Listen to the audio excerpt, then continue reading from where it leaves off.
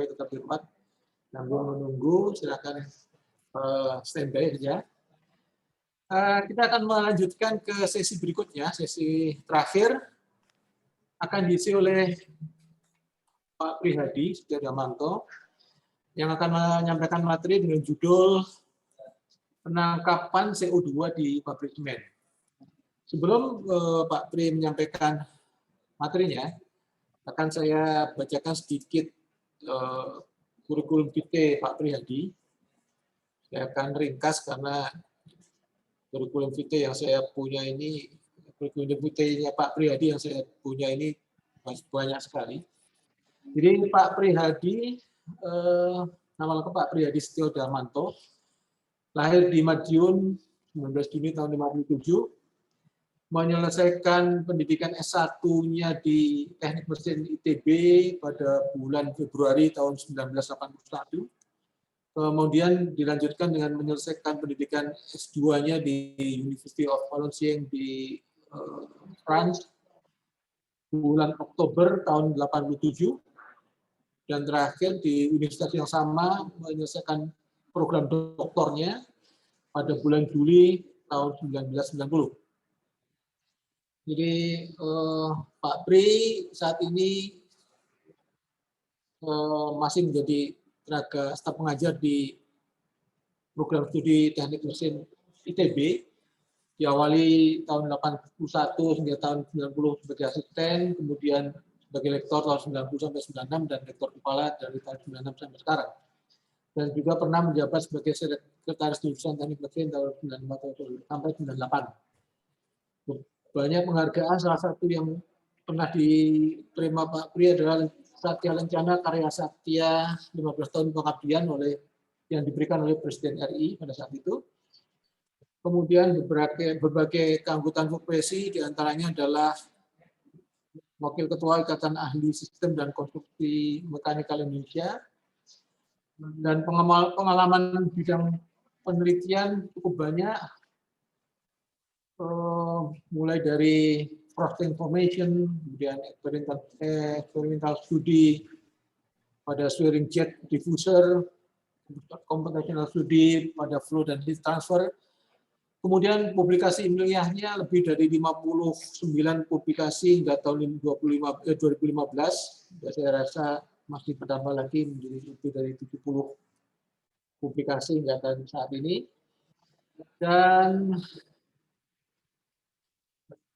pengalaman kepakaran di industri ada 13 lebih pengalaman, kemudian juga di perancangan dan evaluasi modifikasi peralatan pabrik semen lebih dari 17 proyek yang pernah dilakukan di pabrik semen dan di industri pembangkit lebih dari 20 kegiatan yang pernah dilakukan. Jadi itu adalah sebagian kecil dari pengalaman Pak Pri selama ini. Baik, sebelum Pak Pri menyampaikan materinya, seperti tadi saya ingatkan kembali bahwa link pertanyaan dalam format Google Form akan dikirimkan oleh panitia sesaat Pak Pri menyampaikan materinya, dan silakan diisi. Kami mohon sekali lagi jangan mengisi pertanyaan di chat atau di chatnya Zoom karena akan menyulitkan kami. Baik, tiba saatnya Pak Pri untuk menyampaikan materi. Pak Pri punya waktu sekitar 40 menit untuk menyampaikan materinya sebelum kita lanjut untuk tanya jawab. Silakan Pak Pri. Baik, Assalamualaikum warahmatullahi wabarakatuh. Selamat siang, Bapak-bapak dan Ibu-ibu, para peserta webinar ini. Mudah-mudahan semuanya sehat. Alhamdulillah kita bisa bertemu di layar kaca ini ya, di layar kaca ini sajalah. Karena pandeminya makin galak saja. Ya, saya akan coba melanjutkan yang telah disampaikan oleh Pak Upoyo, khususnya di bidang carbon capture tadi ya, kira-kira gitu. Jadi nanti beberapa slide saya coba untuk skip ya, tidak saya baca supaya lebih cepat, mungkin nggak usah 40 menit lah Pak Arif, 30 menit ini udah mau asar soalnya. Mungkin di Makassar udah maghrib nanti malam. Silakan, Pak. Ya, silakan tayangkan ya. Baik.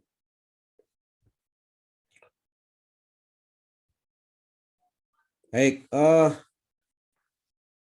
judul dari presentasi saya adalah penangkapan CO2 di pabrik semen. Jadi metode dan harapan, maksudnya itu kalau Pak Upoyo tadi sudah bercerita tentang fakta yang sampai saat ini, kemudian cita-citanya, kemudian usahanya lah. Saya mungkin lebih mengisi di bidang usahanya dan khusus pabrik semen. Silakan Pak.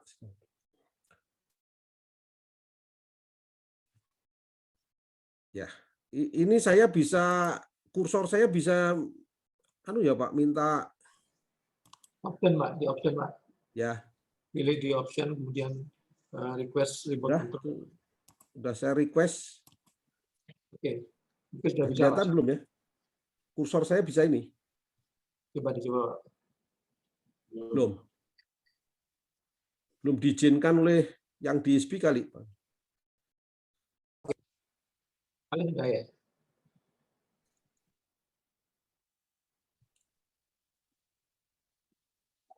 Siapa ini operatornya Pak Eko? Halo. Kok jadi nggak kelihatan malah?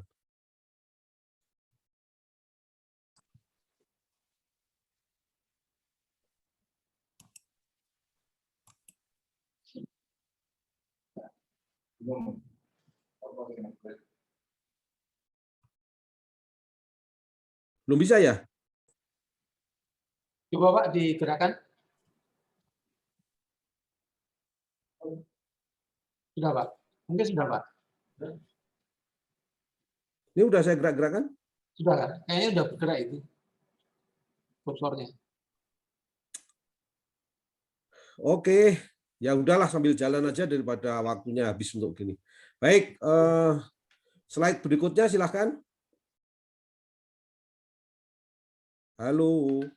Oke, materi yang akan saya sampaikan ada beberapa pendahuluan, mungkin kemudian latar belakang, asumsi, acuan, kemudian metode penangkapan. Ini yang intinya adalah metode penangkapan dan wabil khusus saya tutup dengan kalsium looping karena ini salah satu metode yang berpengharapan cukup besar untuk diterapkan di Indonesia khususnya ya atau di dunia umumnya.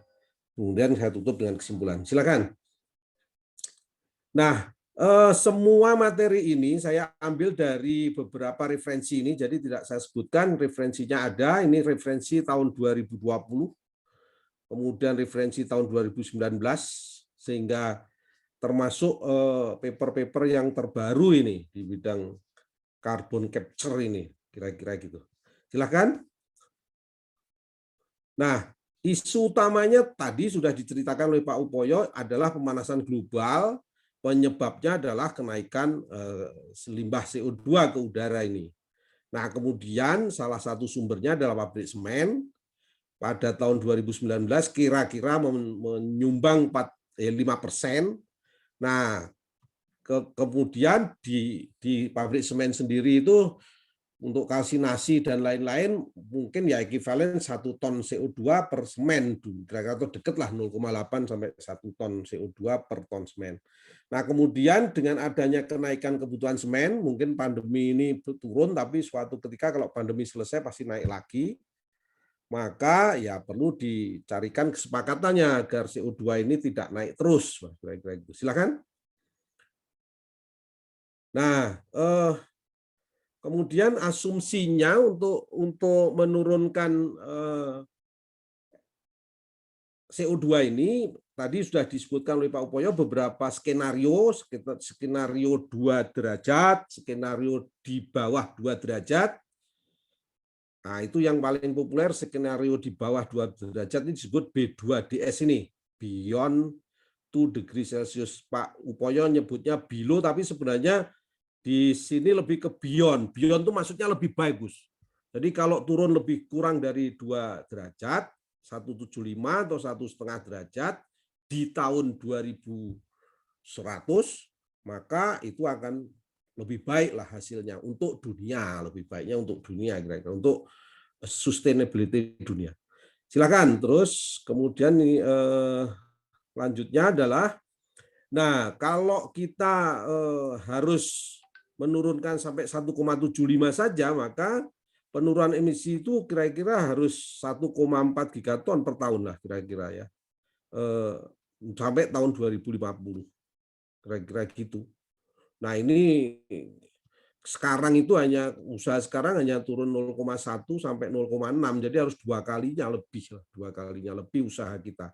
Nah di dua kalinya lebih itu tadi kalau usaha kita hanya menurunkan faktor klinker, kemudian mengganti dengan bahan bakar alternatif, kemudian meningkatkan efisiensi pabrik, itu mentoknya di sekitar 52% kira-kira.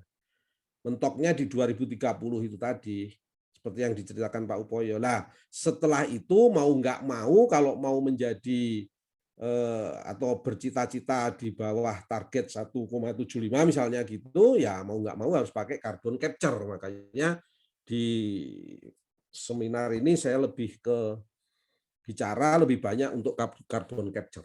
Silakan. Nah, ini sudah saya sebutkan tadi ya, jadi mentoknya itu 37% ditambah 12% ditambah 3%, jadi hanya 52% nih mentoknya. Yang 48% sisanya itu mau nggak mau harus dilakukan dengan cara carbon capture itu tadi.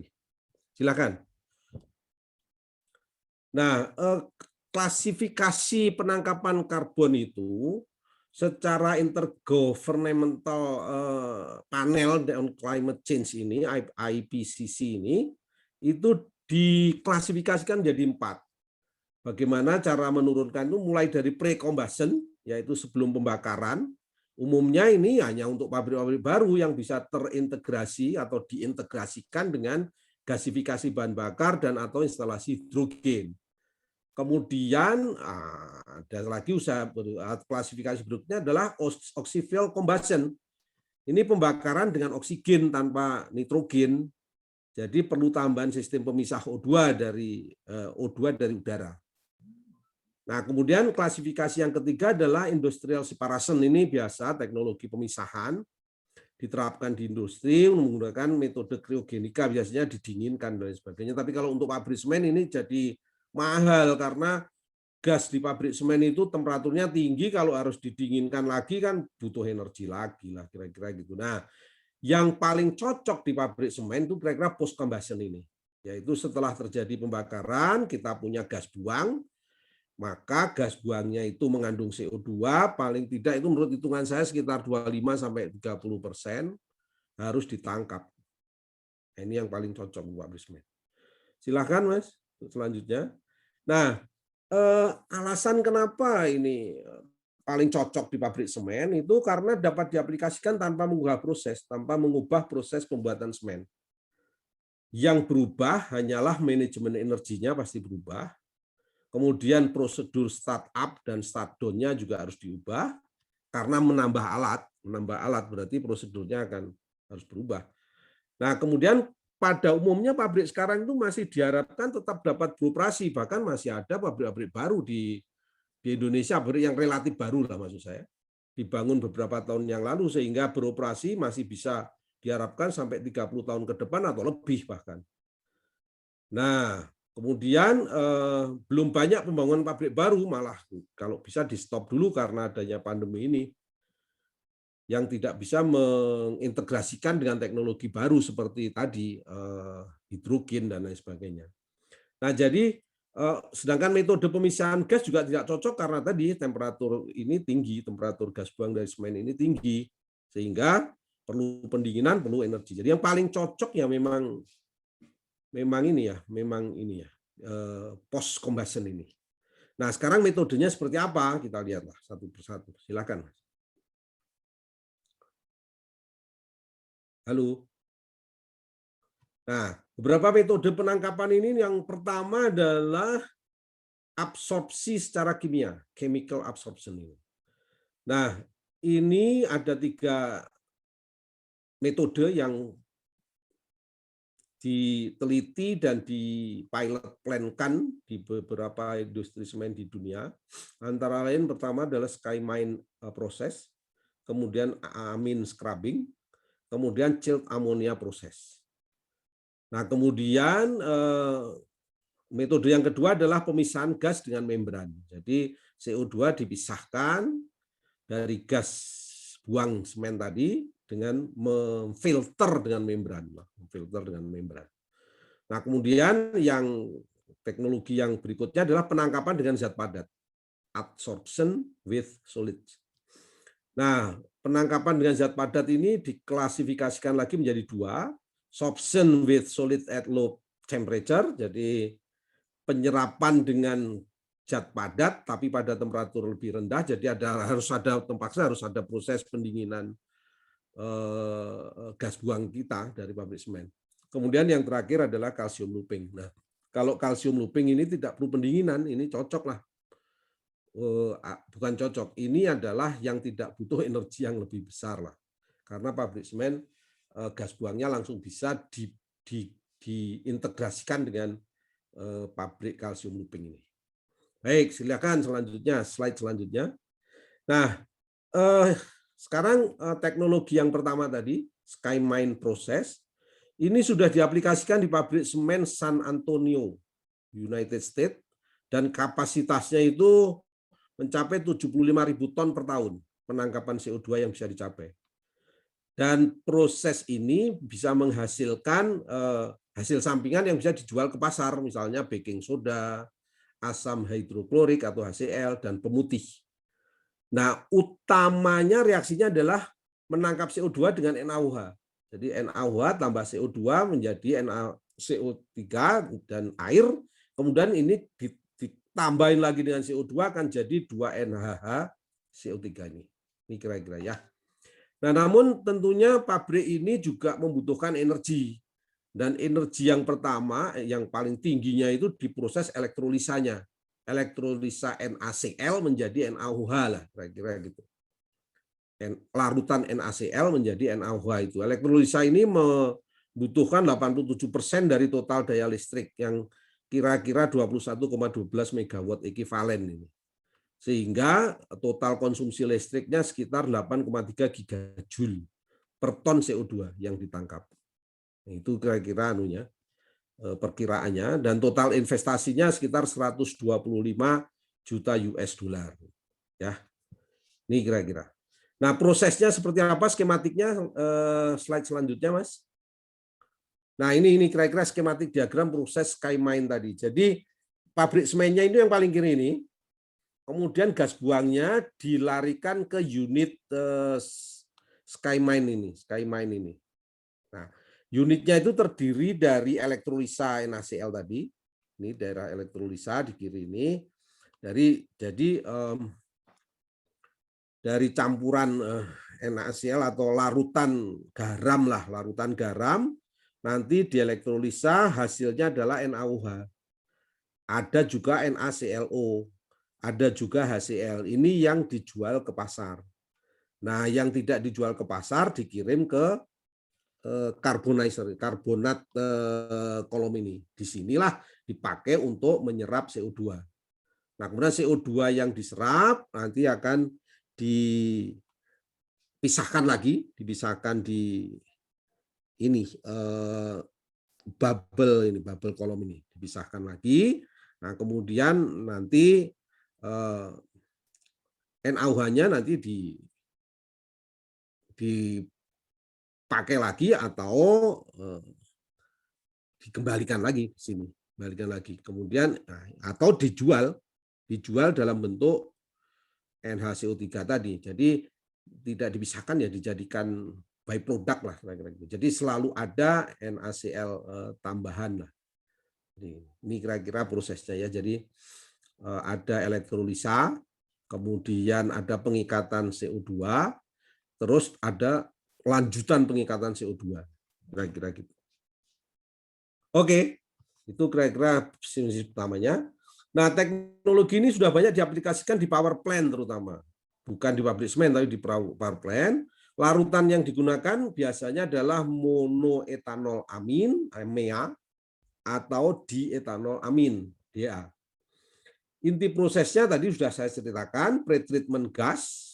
Jadi gasnya didinginkan dulu 40-60, gas dari keluaran semen, pada tekanan atmosfer, kemudian diserap CO2-nya, diabsorber, dan dengan larutan amin tadi. Nah, kemudian diregenerasi lagi MEA-nya. Nah, ini ini bukan SkyMine ini proses berikutnya nih. Ini proses amin scrubbing. Jadi yang SkyMine sudah, yang ini amin. Jadi kalau tadi pakai NaOH, sekarang pakai amin. Ini proses yang kedua. Jadi inti prosesnya adalah pretreatment gas, kemudian penyerapan CO2, kemudian regenerasi MEA dan DA itu. Dipanaskan lagi. Kemudian setelah diregenerasi ya balik lagi dipakai untuk menyerap lagi. Nah, ini regenerasi pelarut ini merupakan konsumsi energi yang terbesar, kira-kira 2 gigajoule per ton CO2 yang ditangkap. Kemudian pilot plant-nya ada di pabrik Brevik, Norwegia loh, salah. Dengan menggunakan 40% dari gas buang pabrik semen itu sendiri untuk meregenerasi ini. Salah satunya ya, untuk meregenerasi ini, salah satunya pakai gas buangnya.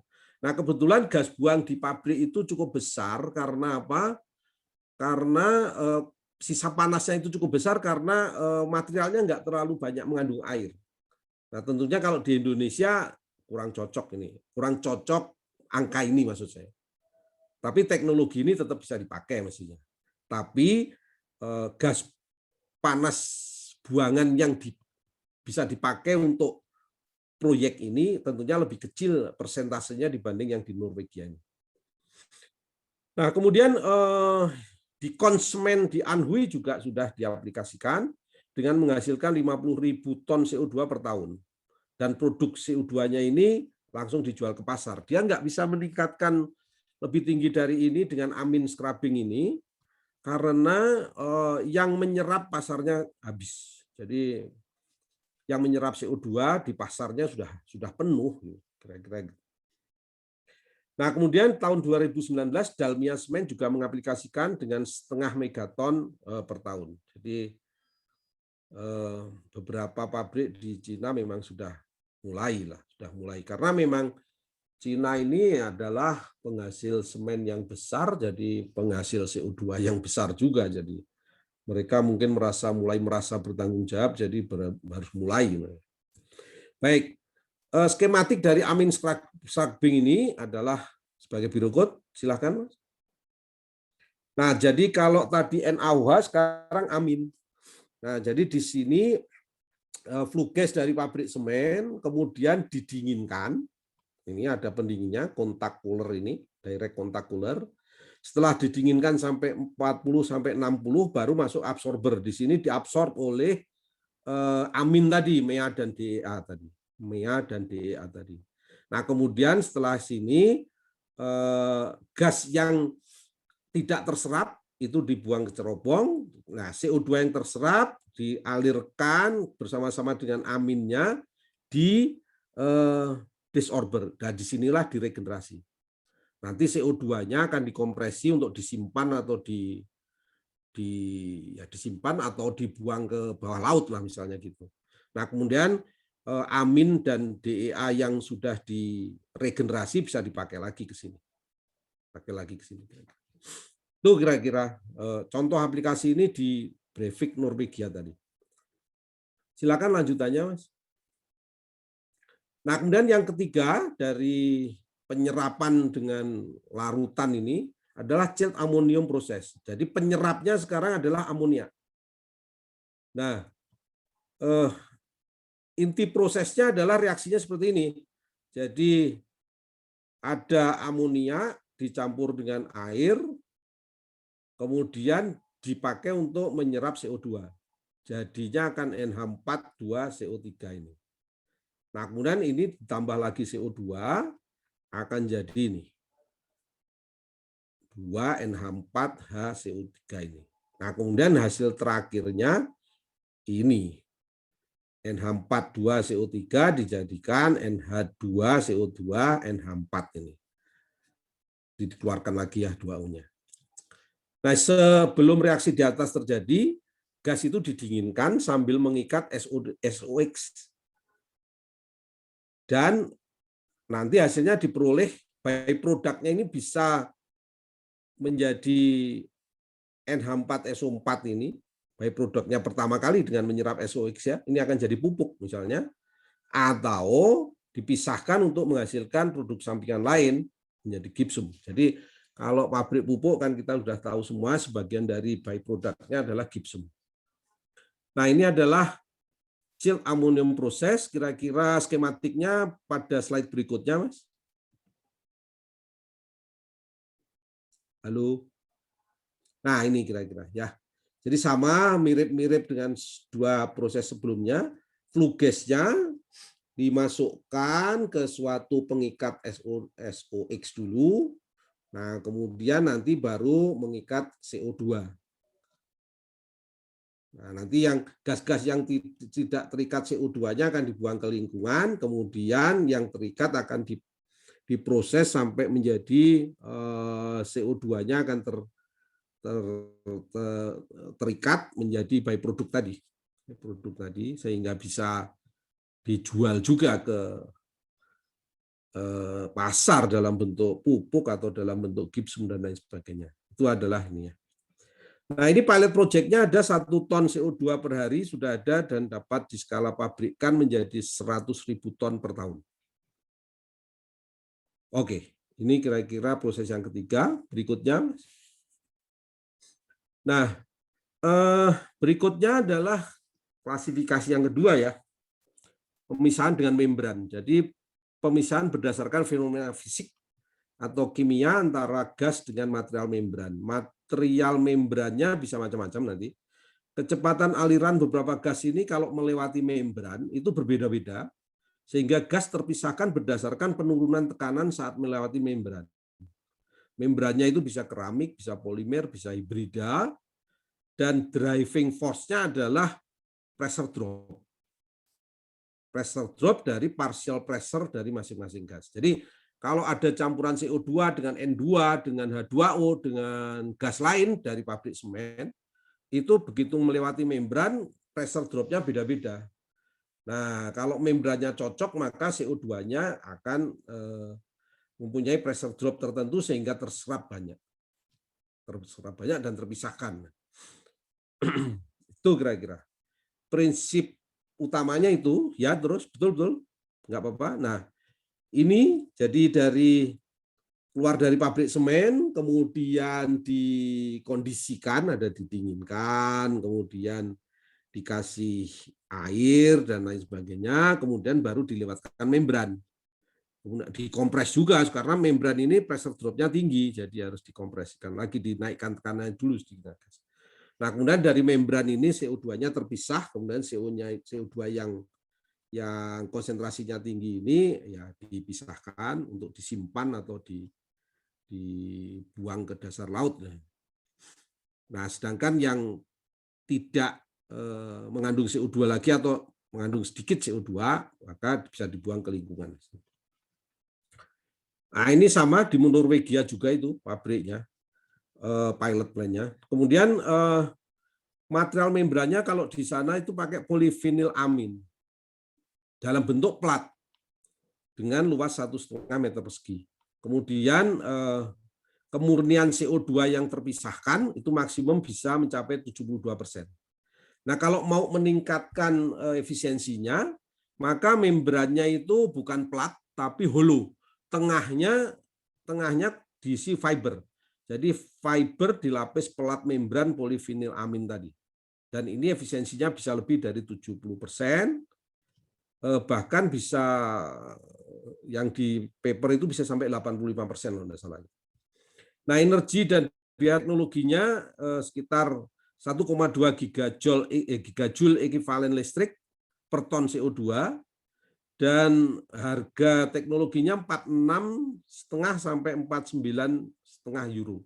Jadi masih mahal, masih cukup mahal ini.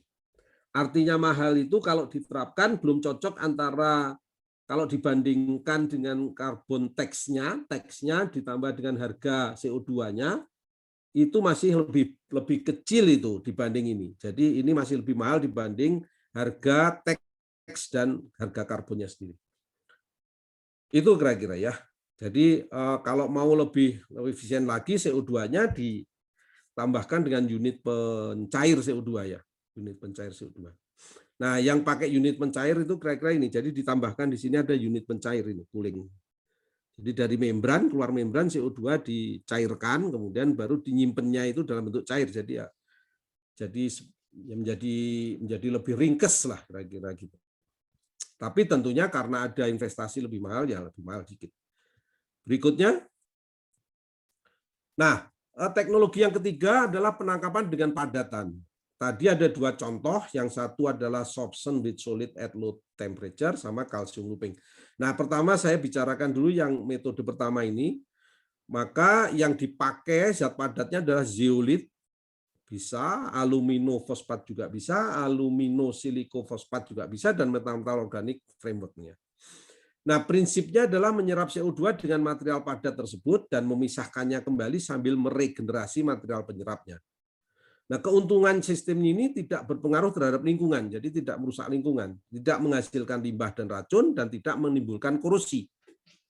Nah, aplikasinya sudah ada, didemonstrasikannya di Amerika Serikat dengan 2 juta ton CO2 per tahun dengan biaya operasi 50 US. Nah, kalau 50 itu dengan perbandingan harga pajak CO2 dan harga karbon CO2 itu harga CO2 itu 35 pajaknya, 20 harga CO2, maka ini jumlah 55 dibanding 50. Nah, ini masih untung lah 5 dolar per ton CO2. Jadi teknologi ini masih berpengharapan. Saat ini sudah untung 5 dolar di Amerika. Nah, kalau di Indonesia pasti harus cari yang lebih murah lagi tentunya. Skematiknya seperti ini. Jadi ada suatu penyerap padat yang secara rotary. Jadi gas dari semen masuk ke penyerap, kemudian penyerap nanti diregenerasi, kemudian setelah diregenerasi dipanaskan, ditekanan ditinggikan, kemudian baru didinginkan lagi, pakai airnya dibuang, kemudian penyerapnya masuk ke absorbernya masuk ke absorber ini, rotary absorber. Nah, gas-gas yang sudah tidak mengandung CO2 dibuang ke lingkungan. Itu kira-kira ya. Nah, ini contohnya. Kemudian, nah yang terakhir ini yang barangkali jauh lebih berpengharapan lah dibanding yang sebelum-sebelumnya. Namanya adalah calcium looping process. Nah, kenapa paling menjanjikan pabrik semen? Karena menggunakan bahan baku semen juga. Dia menggunakan CaCO3 atau CaO. Jadi sudah dipunyai lah oleh pabrik semen. Sehingga nggak perlu mengadakan bahan, nggak perlu mengadakan bahan untuk menyerap. Bahannya adalah bahan baku pabrik semen. Nah, kemudian prinsipnya adalah reaksi kalsinasi bolak-balik. CaCO3 menjadi CaO plus CO2 itu pada saat kalsinasi, kemudian CaO-nya ini dipakai untuk menyerap CO2 yang keluar dari pabrik semen menjadi CaCO3 lagi. Nanti CO2-nya masukkan ke kalsiner lagi jadi CaO. CO2-nya terpisah. Nah, sekarang pertanyaannya supaya CO2-nya murni gimana? Nah, pertanyaannya itu bisa dijawab kalau pada saat kalsinasinya ini dia bikin kalsiner baru, dan kalsiner baru itu pakai namanya oxy-fuel combustion. Jadi menggunakan panas dari hasil pembakaran bahan bakar, tapi dibakarnya pakai oksigen murni.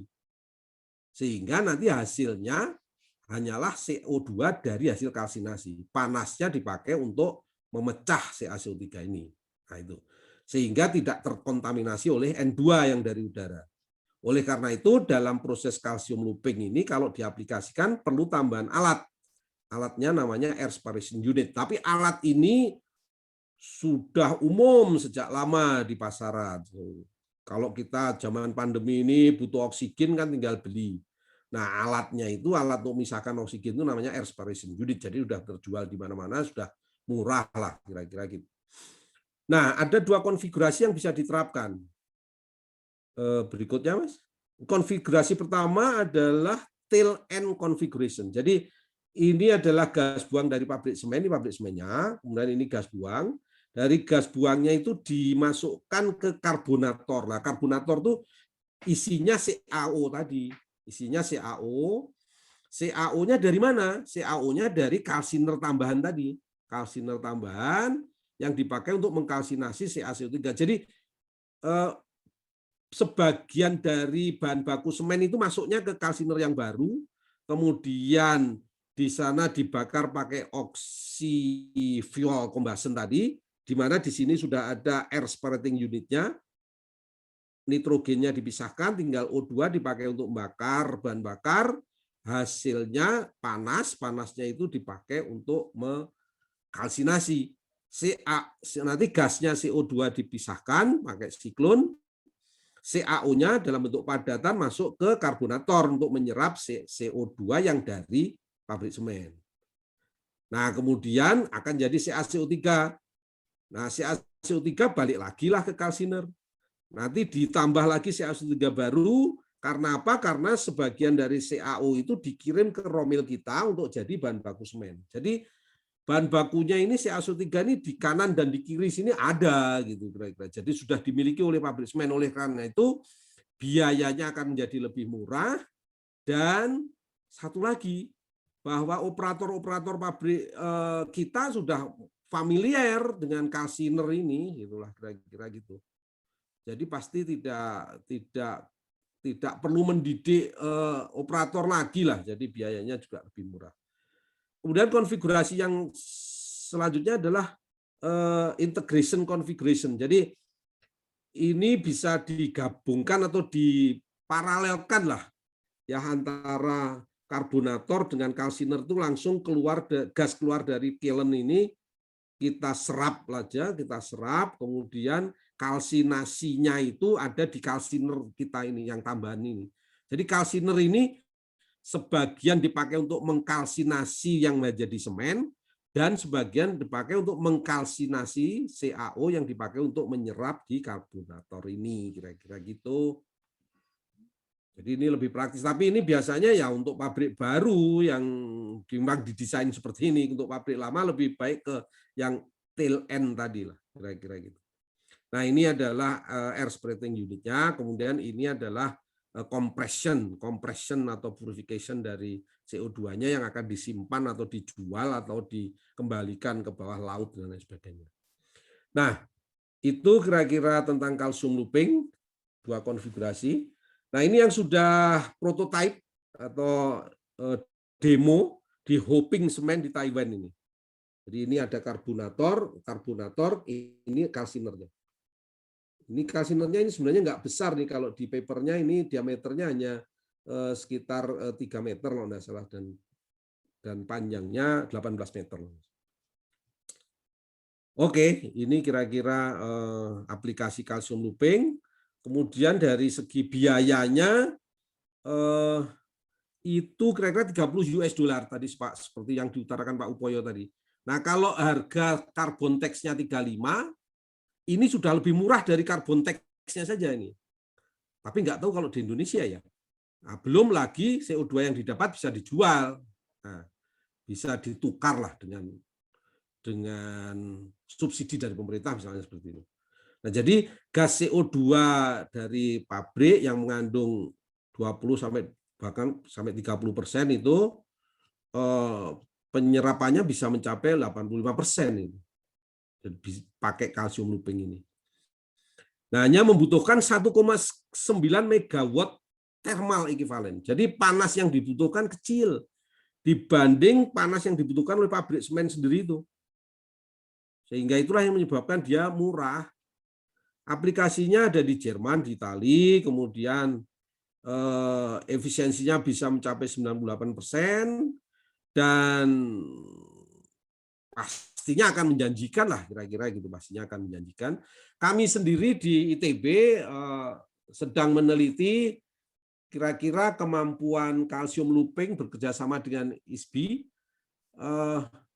kemampuan kalsium looping untuk masing-masing pabrik semen itu berapa lah kira-kira gitu. Makanya Bu Alfi pada saat berkunjung dalam rangka audit lingkungan, saya minta untuk meminta contoh CaCO3 atau batu kapur dari masing-masing pabrik supaya bisa kami teliti kira-kira masing-masing pabrik itu kemampuan diaplikasikan di kalsium looping itu berapa persen lah kira-kira gitu.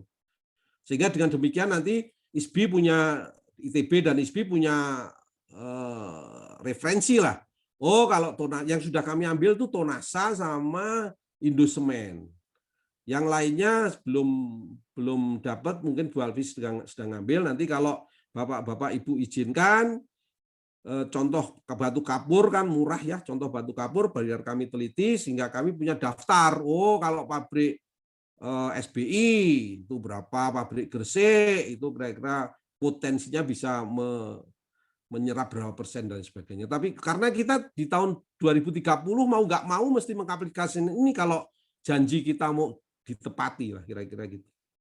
Nah, jadi itulah kira-kira kenapa kok kalsium looping menjadi harapannya jauh lebih besar. Itu selain keuntungan-keuntungan tersebut adalah kalau kita bisa mulai dari sekarang paling tidak sudah siap lah kira-kira gitu. Dan tidak memerlukan keahlian untuk mengoperasikan kalsiner dan sebagainya. Jadi karena kita sudah punya pengalaman banyak tentang itu. Berikutnya, nah jadi kesimpulannya saya sudah utarakan beberapa metode penyerapan karbon ini, CO2 ini.